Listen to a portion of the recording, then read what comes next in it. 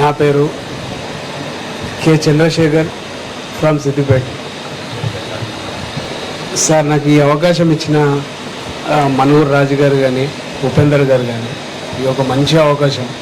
నేను చాలా తక్కువ టైంలో నేను ఈ కంపెనీకి అసలు నాకు ఏం తెలియదు. వాస్తవానికి వాళ్ళు ఈ రూట్లకు నాకు తీసుకొచ్చారు.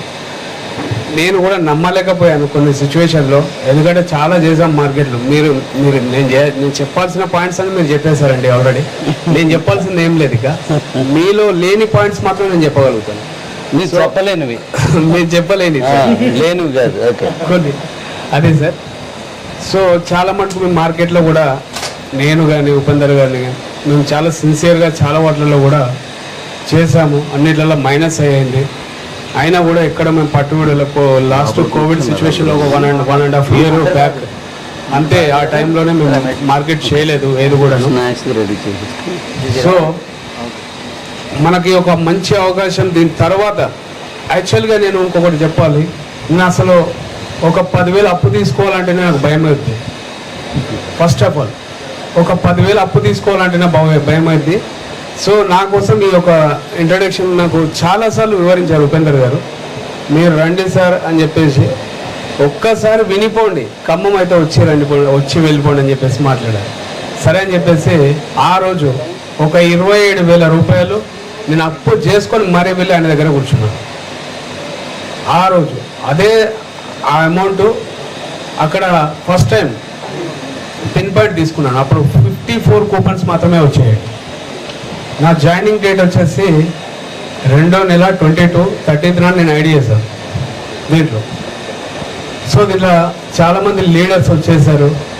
అసలు నేను ఆ టైమింగ్లో మాత్రము సబ్జెక్ట్ తీసుకొని వెళ్ళిపోయాను.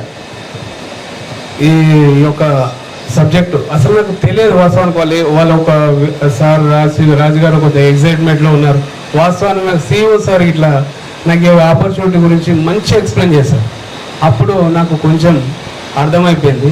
దాని తర్వాత ఇమ్మీడియట్లీగా నేను ఒక 27,000 కట్టిపించేసి నా కింద ఇంకో 27,000 ఇద్దరిని చేపించేసి నేను ఒక ఫోను ఒక బైక్ పట్టుకెళ్ళిపోయానండి దీంట్లో. సో అదే రోజు నేను చాలామంది ఇక్కడ నేను చూస్తున్న నా మిత్రులు, మీరు కూడా చాలా మటు కూడా ఎన్నో విషయాలలో బిజినెస్లో కూడా ఫెయిల్ అయిపోయారు. నేను అంతకంటే మీకులాగానే కూడా నేను కూడా బిజినెస్లో ఫెయిల్ అయ్యాను.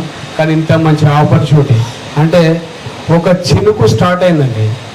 ఒక చినుకు ఈరోజు కింబో రూపంలో చినుకు స్టార్ట్ అయింది. ఈరోజు వర్షం రూపంలో మన అందరం వచ్చింది ఈరోజు.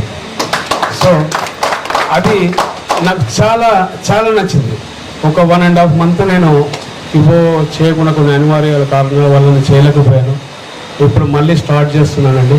కానీ ఇంత మంచి ఆపర్చునిటీ ఇచ్చి నాకు CEOగా ఫస్ట్ చెప్పించిన మన సార్కి ఇంత మంచి అవకాశం ఇచ్చినందుకు మా ఇంట్లో కూడా చాలామంది హ్యాపీగా ఫీల్ అయ్యారండి. సో నేను ఏం చెప్పలేకపోతున్నాను, ఇంత సంతోషంగా ఉంది. Thank you sir. Thank you.